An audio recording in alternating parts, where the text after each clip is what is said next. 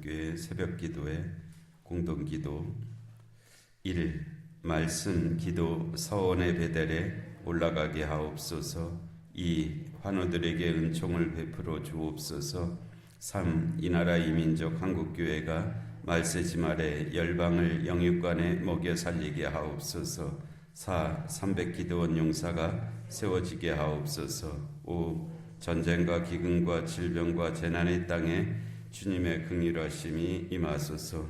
6. 성령의 불이 임하게 하옵소서. 7. 선교관을 사용할 수 있게 하옵소서. 8. 이 나라 이 민족 가운데 주님의 공의와 정의가 임하게 하옵소서. 9. 초대교회의 역사가 일어나게 하옵소서. 10. 통일하고 자복케 하는 회개의 영이 임하게 하옵소서. 아멘. 기간을 정해놓고 새벽기도 두 일에 14일이죠. 14일 동안 새벽기도 하자고 말씀드리고 이제 오늘 13일째, 내일이 이제 14일째 됩니다. 모든 날이 같은 등가의 의미와 가치를 가지고 있고요. 당연히 또 매 날에 특별함이 있죠. 그 두 개가 양립될 수는 없을 것 같은데 사실은 그렇죠. 매 날이 등가의 가치를 갖고 있고 매 날이 특별하고 그것이 우리의 삶이 우리에게 주는 그 가치들입니다. 부여된 의미들이고요.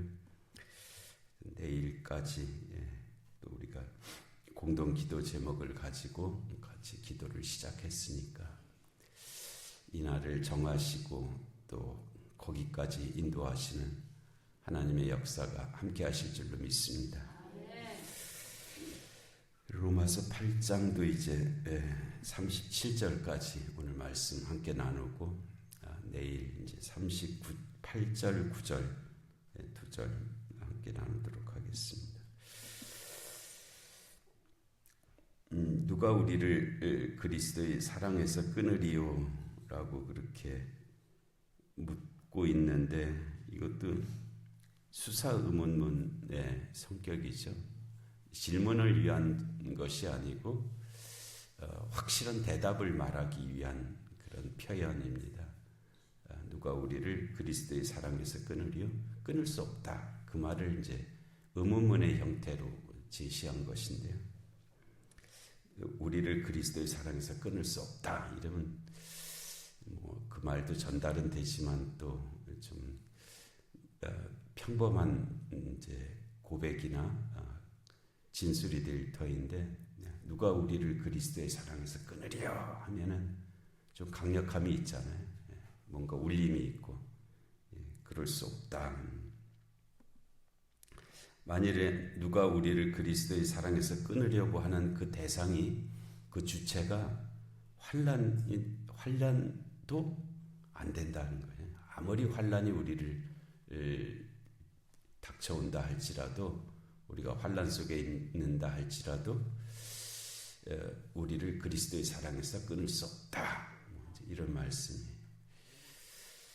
근데 이게 이제 말씀은 이렇게 기록되어 있는데 우리는 환난이 아니라 돌부리만 걸려서도 넘어지거든요.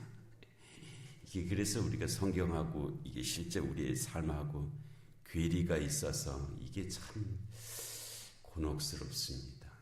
성경은 큰 말씀을 하시는데 우리는 작은 것도 감당이 안 된단 말이에요.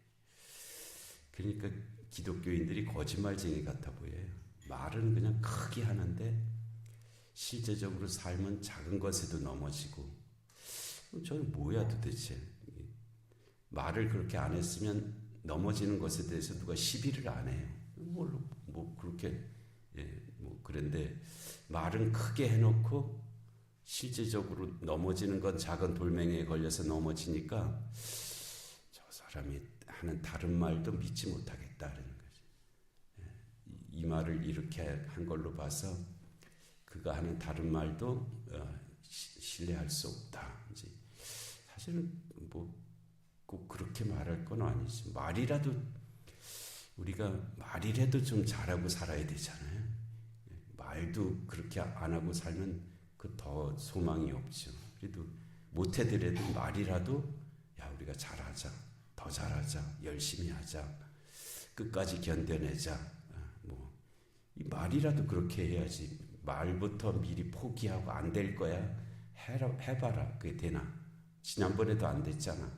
뭐 이렇게 하고 살면은 그거는 진짜 아무것도 우리가 지난번에 드린 말씀 중에 그 우리의 겉사람과 속사람 말씀도 드렸잖아요. 하여튼 우리가 이제 성경의 표현은 우리의 겉사람은 뭐 이렇게 자꾸 무너지고 뭐 이제 욕심도 생기고 여러 가지 문제가 있지만 우리의 속사람은 그렇지 않아서 하나님 앞에 기도할 때 우리의 겉사람을 보지 마시고 속사람을 보옵소서 우리가 그렇게 기도한다는데 그것도 곤혹스러운 말이거든요. 우리가 겉으로는 그래도 꾸미고 살잖아요. 막 믿는 것 같이 하고 그냥 성경도 들고 다니고 뭐 이렇게 십자가 목걸이도 하고 다니고 반지도 끼고 다니고 그럴듯하게 이제 겉으로는 그래도 애를 써서 꾸미고 다니는데 속을 들여다보면 안 되잖아요. 우리의 속이 얼마나 형편없는데 하나님이 우리의 겉모습만 보셔야지 속을 보시면 안 되잖아요. 우리의 속이 얼마나 부패해 있고 얼마나 형편없는데 하나님 그냥 겉모습만 보세요. 속을 보시면 절대로 안 됩니다. 그럴 것 같잖아요. 사실은 그렇죠. 우리의 속이 우리의 그 의식이 아니라 그래도 의식적으로 우리가 좀 하려고 하는 면이 있잖아요. 내가 그래도 예수 믿는 사람인데 그래도 이렇게 살아야지 하는 의식이 우리가 의식의 영역에서는 우리가 좀 뭔가 그래도 인정할 만한 것들이 있죠. 덜어. 근데 무의식으로 들어가면 이건 정말 자신 없습니다. 무의식으로 들어가면 거기에 뭐가 들어있는지 정말 우리가 그거 감당할 수 있는 그런 영역이 아니거든요. 그래서 누가 우리를 그리스도의 사랑에서 끊으리요? 라고 아주 대차게 말은 시작은 했지만은 그리고 환난이나 그 어떤 환난도 우리를 끊을 수 없다 그런 뜻인데 그러기를 바라는 거죠. 그러기를 바라는 것인데 실제로는 정말 조그만 오해나 뭐 이렇게 뭐 시험이나 뭐 박해나 뭐 이제 뒤에 그 말씀도 나오는데 그런 것들 그거 잘 견뎌내지. 이 평화실에서 그런 것 같아요. 평화실에서 환경이 우리에게 평화시 안전한 넉넉한 그런 평화시에 우리가 살다 보니까 그런 어려움에 대해서 견뎌내는 그런 능력이 굉장히 낮아졌는데 막상 여기에 있는 우리들도 정말 환난이나 공고나 박해나 기근이나 위험이나 아니 적신이나 위험이나 칼이랴 거기에 들어가는 그런 삶이 지속되면 해내겠죠. 적응이 돼갖고 그냥 그때는 뭐 칼이 와도 그냥 감당하는 그런 모습이 될 터인데 지금은 너무 편안하다 보니까 조금만 어려워도 그 어려움을 견뎌내지를 못하고 그냥 인해 넘어지고 마는 그런 모습들이 많습니다. 근데 바울 사도가 로마서를 쓴 이때에는 적극적으로 로마인들로부터의 박해가 시작된 때는 아닙니다. 오히려 유대인들이 박해를 했죠. 유대인들이 기독교인들을 박해하던 그런 시대이기는 합니다만은 이제 이 로마서가 모든 성경 말씀이 기록된 그 당시를 위해서 쓰여진 말씀이에요. 기록된 그 당시 로마에 있는 기독교인들을 위해서 쓰여진 말씀이면은 틀림이 없습니다. 그러나 그 당시 주후 한 57년경에 로마에서 예수 믿는 사람들만을 위해서 로마서가 쓰여진 것은 아닙니다. 주님 오실 때까지 예수 믿는 사람들을 위해서 쓰여진 것이 로마서이고 모든 성경이 그렇습니다. 예레미야서가 예레미야 당시의 사람들만을 위해서 쓰여진 것은 맞지만은 예레미야 당시의 사람들만을 위해서 쓰여진 예언서는 아닙니다. 그거는 주님이 오실 때까지 믿음 안에서 살아가는 모든 이들을 위해서 쓰여진 그런 말씀이거든요. 그래서 아직 그 로마에 있는 기독교인들이 그런데 이 57년 경에 이제 그 박해가 이 로마서가 쓰여졌는데 본격적인 박해는 이제 네로 황제 때 시작됐거든요. 네로 황제의 박해가 한 62년 그때서부터 시작이 돼요. 네로 황제가 등극하면서 엄청난 박해가 시작이 됐거든요. 네로 황제가 좀 괴팍했다 그러잖아요. 그래서 로마에 큰 불이 났는데 불이 나니까 이제 뭐든지 요즘도 나라가 잘 문제가 생기면 대통령 탓이잖아요. 심리 구조가 그렇게 되어 있습니다. 누구를 막론하고. 화재가 나니까 저 네로가 잘못해서 로마에 불이 났다. 이제 이렇게 했고 네로를 원망하는 소리가 점점 커지니까 이건 내가 한 거 아니고 내가 잘못한 거 아니고 저 기독교인들이 불만을 갖고 화재를 일으킨 거다. 이렇게 얘기를 했어요. 그래서 그때서부터 기독교인들이 엄청나게 불에 타 죽었습니다. 이렇게 극심한 박해가 이제 네로 황제 때 시작됐고 그 네로 황제의 박해 과정에서 바울도 순교했고 베드로도 순교했습니다. 바울과 베드로가 순교할 정도니까 그 외에 다른 기독교인들도 수많은 사람들이 이제 이때 정말 환란이나 이 칼, 이 적신, 여기에 해당하는 그런 상황에 놓이게 되었죠. 그러면 아직은 이제 57년경이니까 바로 직전이기는 한데 그때 누가 우리를 그리스도의 사랑에서 끊으리요? 환난이라 할지라도 곤고함이라 할지라도 박해라 할지라도 기근이라 할지라도 적신은 옷도 못 입고 사는 게 적신이잖아요. 적신이라 할지라도 위험이라 할지라도 칼이라고 할지라도 칼은 죽으라고 내리치는 칼이거든요. 찌르는 칼이죠. 칼이라 할지라도 그리스도의 사랑에서 끊을 수 없다. 라고 그렇게 이제 로마에 있는 교인들에게 바울 사도께서 써보내신 그런 말씀인데 이 말씀이 적용되는 때가 곧 왔습니다. 5, 6년 후에 이 상황이 이제 그들 앞에 펼쳐졌죠. 아마 그때서야 지금의 로마의 교인들은 유대인하고 이방인들하고 싸우고 있는 모습입니다. 서로 이제 누가 옳으냐, 꼭 그렇게 믿어야 되냐, 이렇게 유대인 기독교인들하고 이방인 기독교인들이 로마 교회 안에서 서로 갈등 관계 속에 있었기 때문에 로마서가 쓰여졌는데 지금은 그러고 있는데 이제 이때는 이 말씀이 잘 무슨 말인지 몰랐겠죠. 근데 나중에 박해를 당하고 나서야 이 말씀이 그 말씀이구나. 우리들도 지금 살만하면 하나님의 말씀이 뭔지 잘 모르는 경우가 대부분입니다. 근데 정말 극한 상황으로 들어가게 되면 그 말씀이 그 말씀이구나 하고 그때 이제 고백하는 때가 올 겁니다.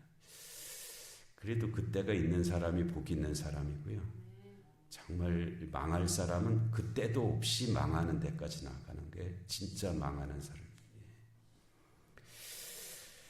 36절에 그런 상황에 대해서 이미 시편 말씀을 통해서 우리에게 주신 바가 있다는 거예요. 이 시편 44편 말씀인데요. 시편 43편은 다윗의 시편이 아니고 거기에서 어느 특정 사건을 기록한 것은 아니에요. 그런데 하나님께서 우리 조상들을 가나안 땅에 들어가서 살게 해주셨는데 그 뒤로 우리 조상들이 잘못 살아서 많은 환난과 공고를 당했습니다. 근데 그 뒤로 우리가 이제 깨우침을 받고 아마 바벨론 포로에서 돌아온 때를 가리키는 것 같은데 와서 신실하게 살려고 애를 쓰고 있는데 그런데도 환난이 우리에게 지금 계속 이루어지고 있습니다. 그 환난이 어느 정도냐 하면은 우리가 종일 주를 위하여 죽임을 당하게 되며 언제 죽음이 우리 앞에 다가올지 모르는 그런 상황입니다. 그게 마치 어떤 것과 같으냐면 도살당할 양같이 여김을 받았나이다. 이 양들이 쭉 있잖아요. 다 도살당할 양. 순서가 있는 거죠. 순서상으로 다 도살당하잖아요. 마치 그런 형편에 저희가 놓여 있습니다. 죽음의 순서를 기다리고 있습니다. 그런 뜻이에요. 그렇지만 하나님께서 우리를 구원해 주실 줄로 믿습니다. 거기에는 또 그런 것도 있어요. 우리가 잘못해서 이런 자리에 있는 것이 아니라고 고백을 해요. 그건 무슨 잘했다는 뜻은 아니고요. 하여튼 자기들의 그 신앙 양심으로 고백하거니와 우리가 뭘 잘못해서 이런 자리에 있는 거 아닌 줄로 안다는 거예요. 그럼 더 힘들잖아요. 내가 잘못해서 이렇게 됐다면 받아들일만 하잖아요. 내가 죄를 졌으니까 이렇게 죄값을 치르는 것은 당연하다라고 이렇게 여길 수 있는데 그렇지 않은데 까닭없는 고난이라는 거거든요. 그것이 욥이 처음에 괴로워했던 게 그거잖아요. 내가 이 고난이 만일 나의 죄 때문이라면 내가 받아들이겠는데 내가 왜 이렇게 고난을 당하는지 모르겠다는 것이 이제 욥의 고난의 공고함이었어요. 까닭이 없다. 내가 왜 이렇게 고난을 당해내고 있는지 알 수가 없다. 그러니까 내가 받아들일 수가 없다. 먼저 이래서 하나님과 다투잖아요.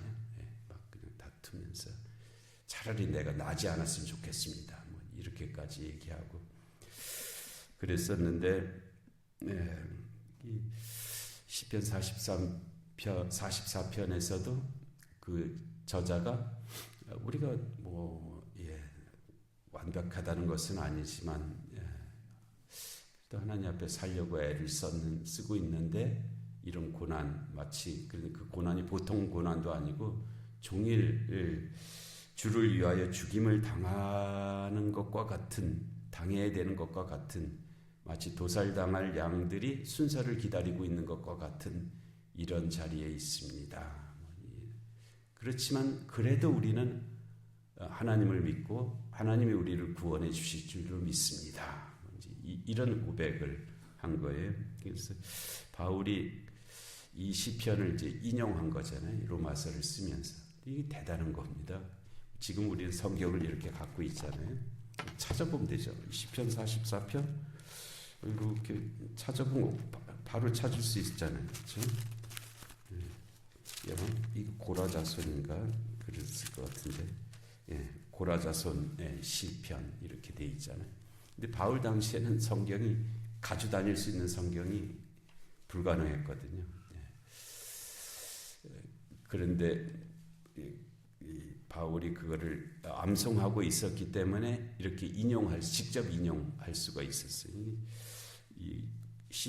신약의 구약을 인용하는 것이 정확하게 인용하는 경우가 그렇게 많지 않습니다. 왜냐하면 기억에 의해서 인용하다 보니까 이렇게 기록을 가지고 인용하면 그대로 인용이 될 텐데 이 복음서도 그렇고 기억으로 인용하다 보니까 그냥 뜻을 가지고 오지 그대로 그 말씀 그대로를 가져오지 못하거든요. 근데 요 시편 44편 22절은 아주 그대로 갖고 왔어요. 바울이 정확하게 암송하고 있었던 것 같아요.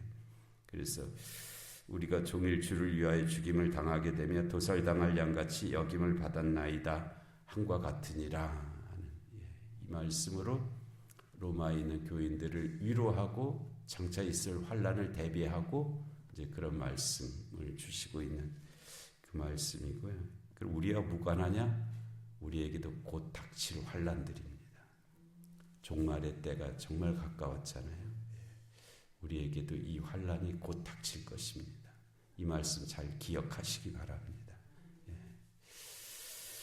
하나님의 역사는 항상 말씀이 먼저 오고 그 다음에 사건이 오잖아요. 사건이 먼저 오지 않고 말씀이 먼저 옵니다. 말씀이 먼저 오고 그 다음에 사건이 오거든요. 사건이 왔을 때 말씀이 기억나는 사람은 살고, 사건이 왔는데 말씀이 기억나지 않는 사람은 망하게 되어 있습니다. 그러나 아무튼 말씀이 먼저 옵니다. 말씀이 먼저 오고 그 다음에 이어서 이제 사건이 오죠. 그래서 37절에 그러나 이 모든 일에, 그러니까 환난이나 공고나 박해나 기근이나 적신이나 위험이나 칼이라 할지라도, 이 모든 일에 우리를 사랑하시는 이로 말미암아 우리가 넉넉히 이기느니라, 이렇게 말씀하셨어요.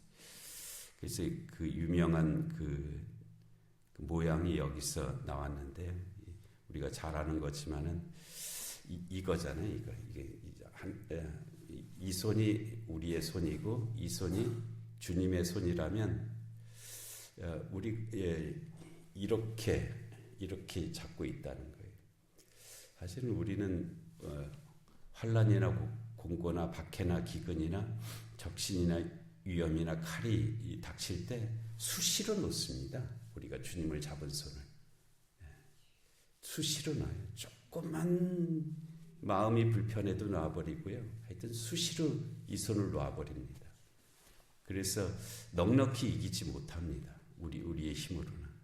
그런데 주님께서 우리를 잡고 계신 다른 손은 환난이나 공고나 박해나 기근이나 적신이나 위험이나 칼이 온다 할지라도 이 손을 놓지는 않으신다는 거예요. 주님이 우리를 붙잡고 계신 이 손으로 말미암아 우리가 넉넉히 이기는 거예요. 우리가 주님을 붙잡고 있는 손은 넉넉히 못 이깁니다. 정말 조금만 기근, 배고픔이 오더라도 다른 소리를 하고 이제 나 먼저 살겠다고, 나 먼저 먹겠다고, 나만 먹겠다고 이제 이렇게 되는데, 주님이 우리를 붙잡고 있는 손이 계시니 이 모든 일에 우리를 사랑하시는 이로 말미암아 우리가 넉넉히 이기느니라. 이 믿음이잖아요. 그러니까 믿음으로 말미암아 살리라고 하신 이 믿음에 해당하는 그 말씀이고, 이제 바울 사도께서 로마에 있는 교인들에게 그날이 올 터인데 이 말씀을 기억하고 승리하시기 바랍니다 한 것이고요. 근데 로마에 있는 교인들이 그 콜로세움 원형 경기장 그 맹수들 앞에서도 이 말씀을 붙잡고 승리했잖아요. 그들은 죽었죠. 죽음으로 승리했습니다. 그래서 로마를 변화시켰잖아요. 그래서 로마 제국 안에 기독교가 국교가 됐죠. 그리고 유럽을 기독교의 나라로 그렇게 만들었죠. 그래서 그런 역사가 그렇게 이어진 그 말씀인데, 이 말씀의 은혜와 능력이 우리 모두에게 함께 하시는 줄로 믿습니다. 우리 원한기, 원종민, 원조 감사임을 드리셨습니다. 은혜로우신 하나님 아버지, 저희들에게 2025년을 허락하시고 또 특별한 새벽을 두 주일, 두 일회를 하나님 허락하셔서 또 특별히 로마서 8장의 말씀을 또 저희들에게 내려주셔서 하나님 감사합니다. 하나님 기록된 말씀, 또 말씀이 육신이 되시고 또 성령을 통해서 저에게 주시는 이 말씀들이 은혜와 능력이 되게 하여 주옵시고, 또 이 말씀으로 승리하며 주님께 영광 돌리며 또 주님을 땅끝까지 증거할 수 있는 저희들 되게 하여 주시옵소서.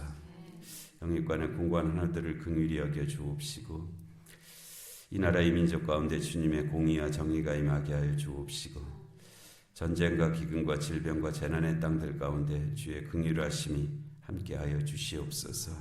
저희들의 공동 기도 제목과 또 이 새벽의 기도 가운데 은혜의 은혜를 더하여 주시기를 간절히 비옵고 예수님의 이름으로 기도하옵나이다.